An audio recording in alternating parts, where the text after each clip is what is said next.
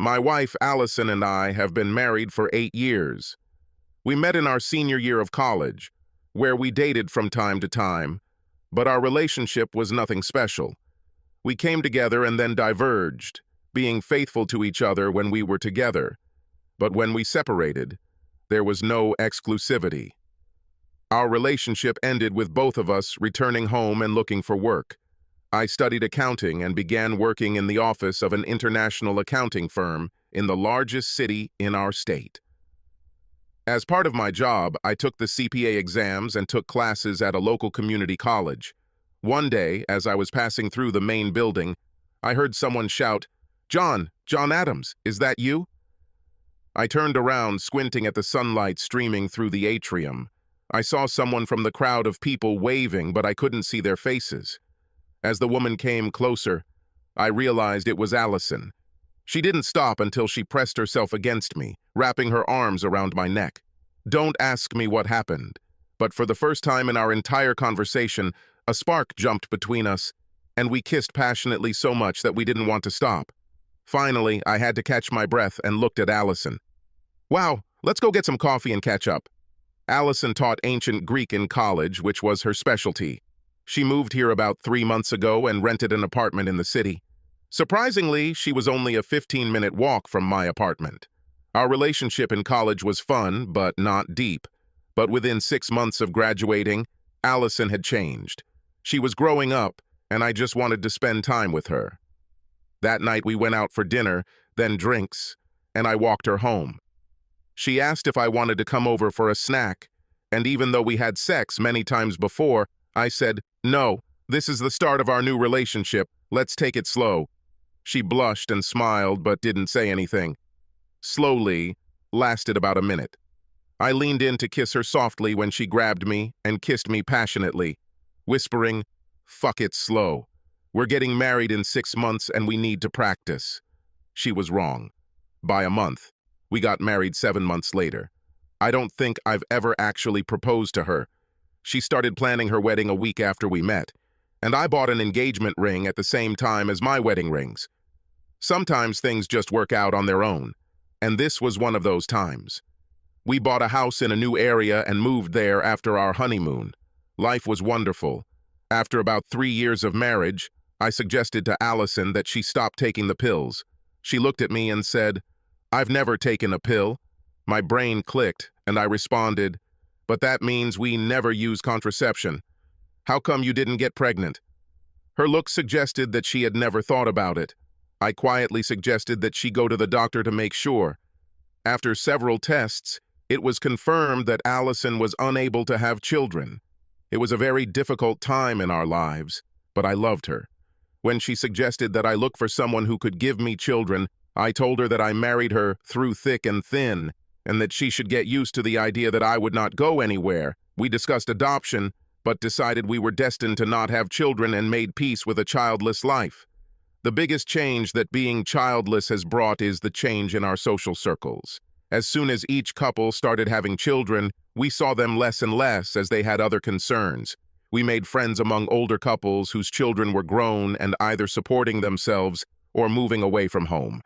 Allison found a new circle of friends in college. Many of her faculty members were in their 40s and 50s, and we began going to dinners and sometimes house parties with them. Although their taste in music was a little different from Allison's and mine, we had a lot of fun at these parties. By our 8th anniversary of marriage, we had a whole new circle of friends. At one of the faculty parties, Allison introduced me to Liz, who had just been appointed head of the Ancient Languages Department. Liz was married to Tom. I talked to them a little and immediately realized that I liked Tom. He was friendly, but complained about the music they were playing. He was also an Oakland A's fan, which to me was a sign of quality. On the way home, Allison asked, "What do you think about Liz and Tom?" I like her, and she suggested we go out to dinner with them next Friday. "Would you mind?" "Sure," I confirmed. "Tom seems like a nice guy, and he doesn't like that old music everyone else is playing." "Deal. It'll be fun." The following Friday, we had a wonderful evening with Liz and Tom. Dinner, club, conversation, and drinks flowing freely. After the club, Tom suggested we share a taxi to their house, have another drink, and then we could head home since it was only 20 minutes further. Liz walked into the house ahead of Allison, and Allison was ahead of me. I noticed an aquarium on the table, but there were no fish in it. Liz looked over her shoulder with what can best be described as a damaged grin and looked me straight in the eyes. With a smirk on her face, she asked, "Did the penny finally drop? How long did it take you?" It was clear that Allison was completely in the dark as she stopped and asked Liz and I in surprise, "What penny? What are you talking about?" I didn't respond directly to Allison, but instead reached out to Liz. "Yes, I understand. How long have you been leading this lifestyle?" I saw Allison's hand go to her mouth. Liz replied, "We started when the kids were little. At first, just 2 or 3 couples at a time. Enough to have a party at home without making too much noise. As the kids grew up, we started moving between different parties. Now we have a big group, all with children who are now grown up, so we can have big parties and move between houses without arousing suspicion from the nannies." Tom walked past me, and as Liz finished her statement, he shouted, "Come into the living room, the drinks cabinet is here. I'm guessing you'll be drinking what you've been drinking all night." I didn't look at Allison, but I knew she was shocked by the revelation. Therefore, my first fear that she had set me up was in vain. I went into the living room. Liz was already on my tail, and Allison was walking a few steps behind. I took my drink from Tom, but remained standing.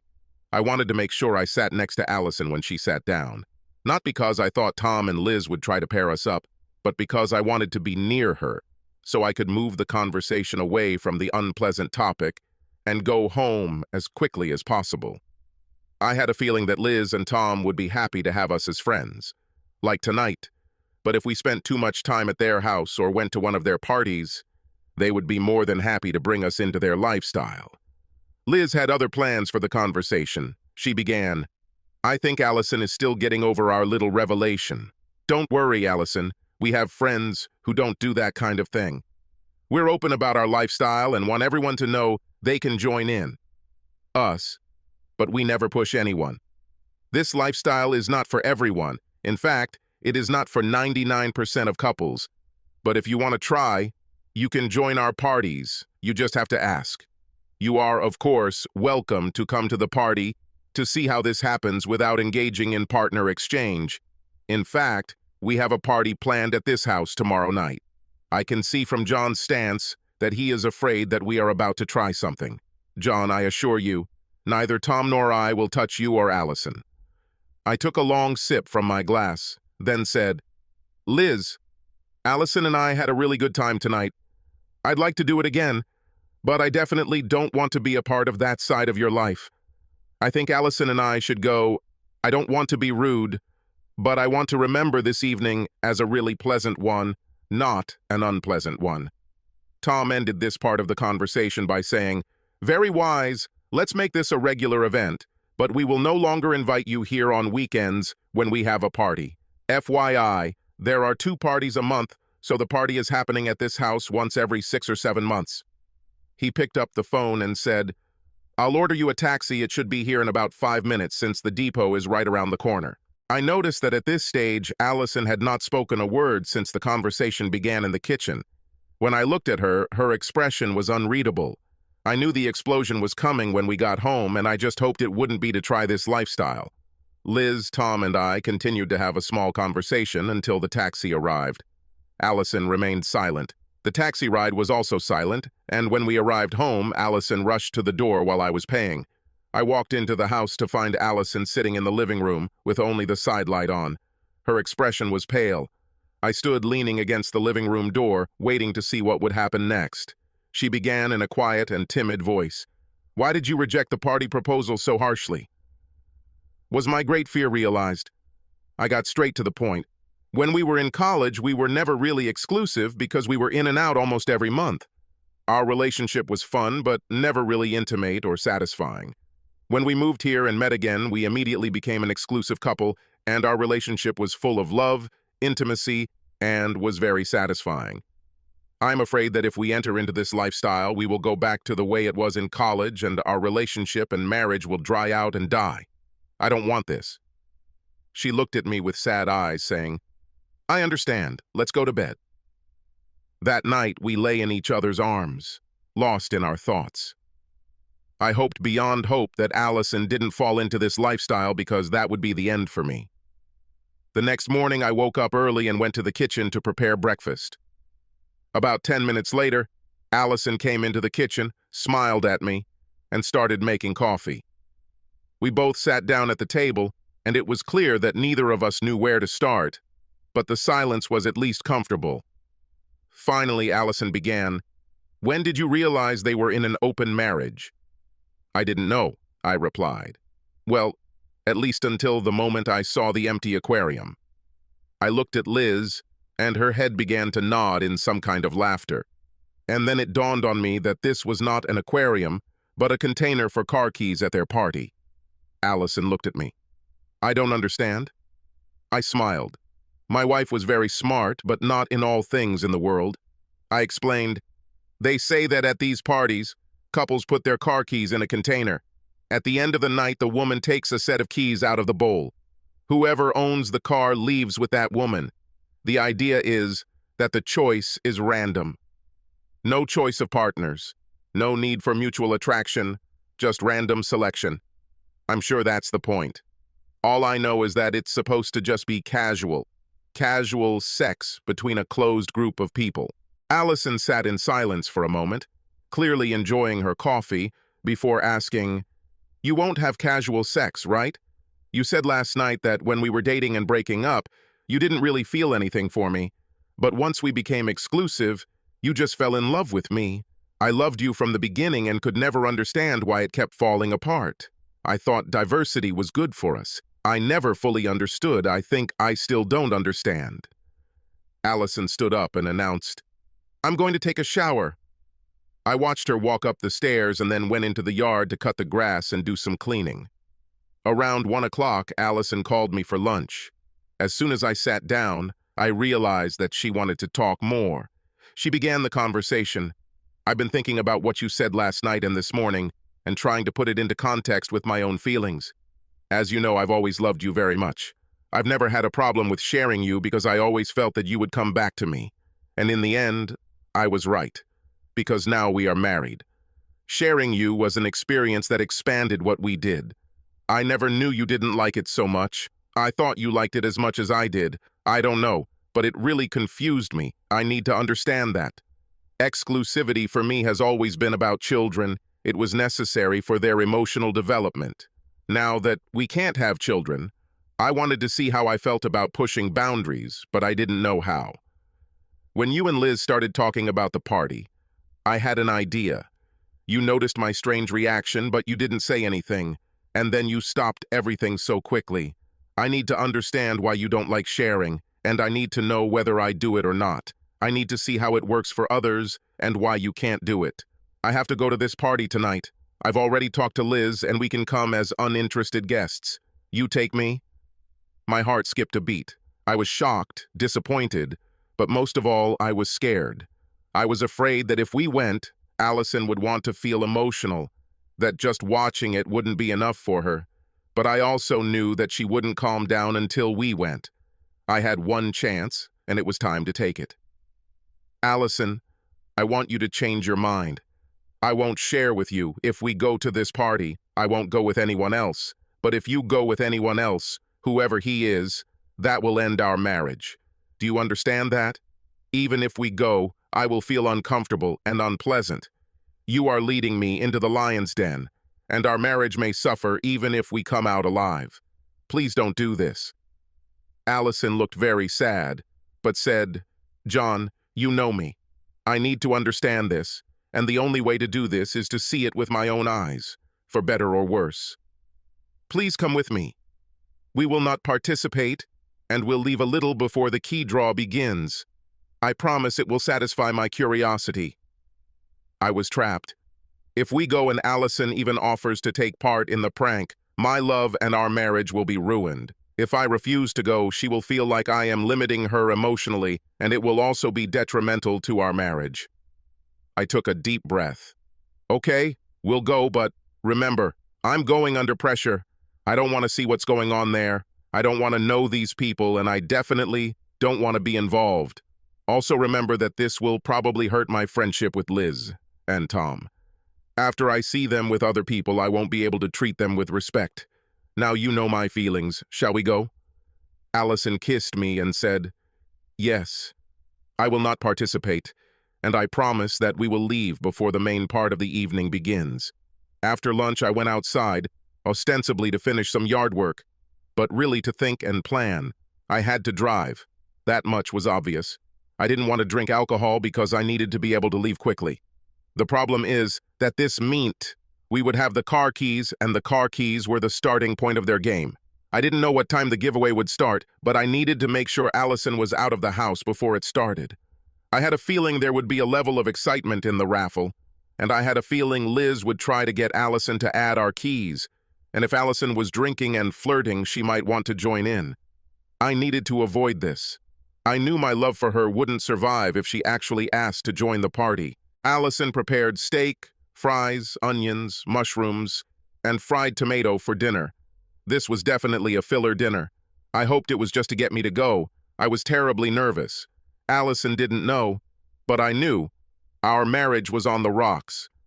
We finished dinner in relative silence, each lost in our own thoughts. Once we finished cleaning, Allison told me to get in the shower and she left my clothes on the bed. I showered and shaved before entering the bedroom.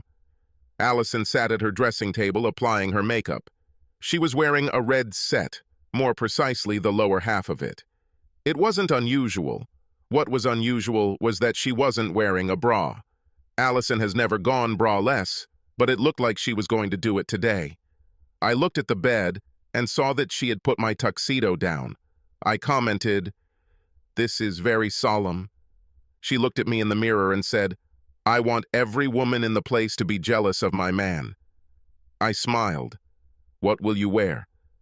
She pointed to the closet door, and I saw her short red dress that she wore to formal events. She looked amazing in it, but it was low cut. I asked, "Are you going to wear a bra underneath? I've never seen you go out without one." She shook her head. "It's a one-time thing. I need to feel a little slutty tonight. Liz said not to wear panties, but I couldn't do it, so I decided to go braless." Part of me was relieved. She intended this to be a one-time event. Let's hope this intention continues throughout the night. Also, at least she wore a thong, but with Allison's large breasts, she would have a hard time keeping it in that dress, especially if the evening got rowdy, so she always wore a bra. I drove the car very slowly towards Liz and Tom's house. I was hoping Allison would tell me to turn around, or if I drove slowly, we wouldn't get there at all. Of course, it didn't work, and we arrived at 8 o'clock. There were already 8 or 9 cars parked around the house, and the sounds of the party could be clearly heard outside.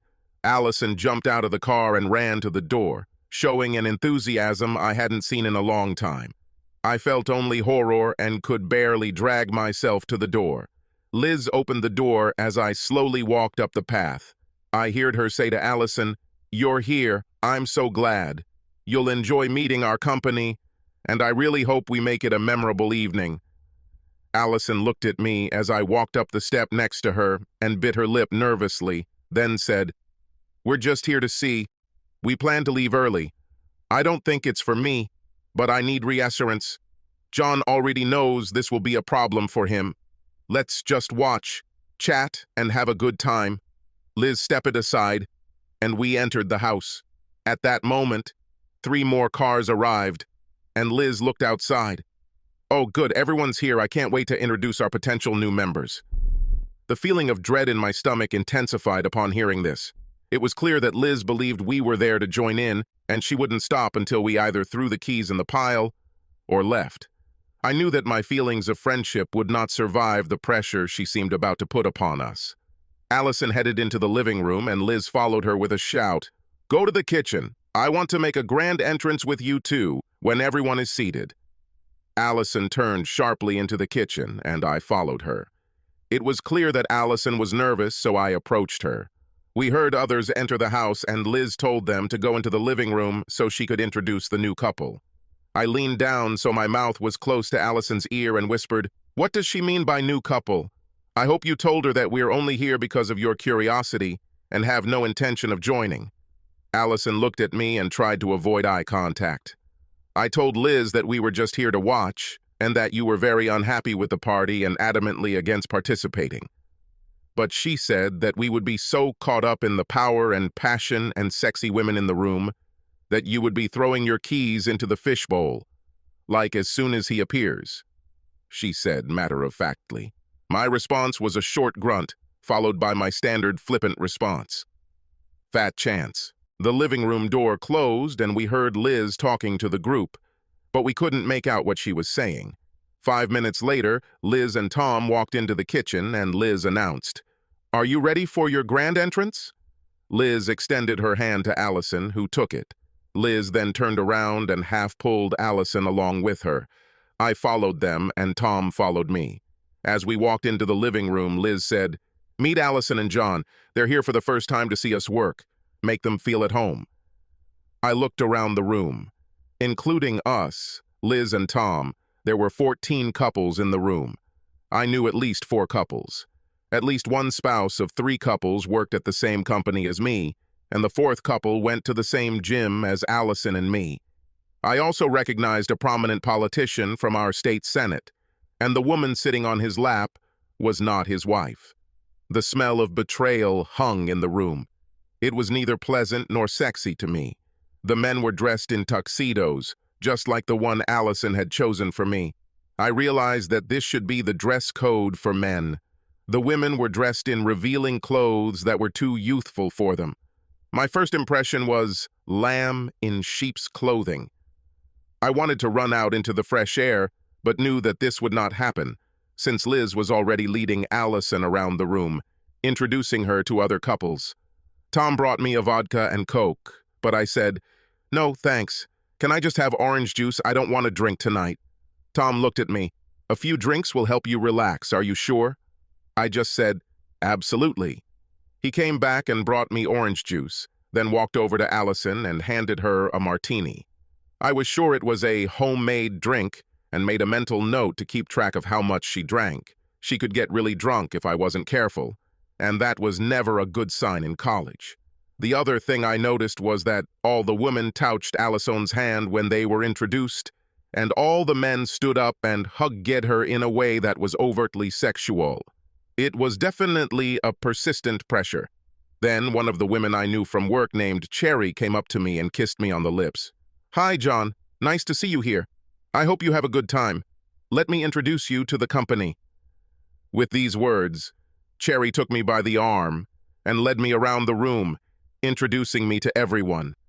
Again, each woman stood up and gave me a long kiss, often pressing herself against me. All the men shook hands. My level of discomfort grew by the minute. None of this seemed sincere.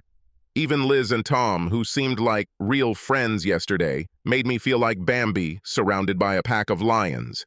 They were here to eat, and Allison and I were the main course. Liz left Allison with Jennifer, who she knew from the gym, and left the room. In less than a minute, she returned with an aquarium and placed it on the table, which was placed in the center of the room. She then loudly announced, "Ladies, take out your partner's keys and get ready to throw them into the fish bowl." Everyone stood up, and the women took the keys out of their partner's pockets, then turned to the center of the room, holding the keys up.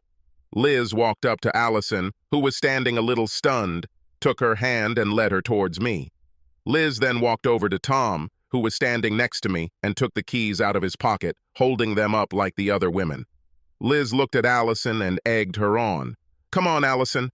Start the engine with these keys out." I felt Allison tense, then she replied, "No, we're only here as observers tonight. John isn't ready for this yet, and now I know that I am neither." You could see the disappointment on Liz's face, but she said, "Okay, ladies, start your engines." With these words, she went to the aquarium and threw Tom's keys into it. All the other women, except Allison, followed her. I squeezed Allison's hand and looked at her. She gave me a weak smile, but held my hand tightly. For the first time since we talked at lunchtime, I didn't have a knot in my stomach. Allison and I stayed another hour. We held hands while other couples switched partners and played. Many women lost their dresses, and most men were either left without trousers or without any clothes at all. It was Allison who walked up to Liz and said, "I'm sure this isn't for us. Thanks for letting us watch, but we'll leave now." We quietly left the house and returned home. The drive was complete silence, and when we arrived home, Allison rushed upstairs. She returned 15 minutes later, dressed in a robe. She asked, "What do you want to drink? I think we both need it." "Whiskey with ice for me, please. I need to clear my throat after all this smoke." Allison handed me the drink, then made herself a vodka and orange juice. When she sat down, the robe opened and she was naked. She looked into my eyes and calmly stated, "I looked at that room tonight and felt nothing, no arousal, no sexual interest. Exclusivity is the only answer for you and me. I really needed to see that to understand your thoughts. It was vital and I never want to see it again."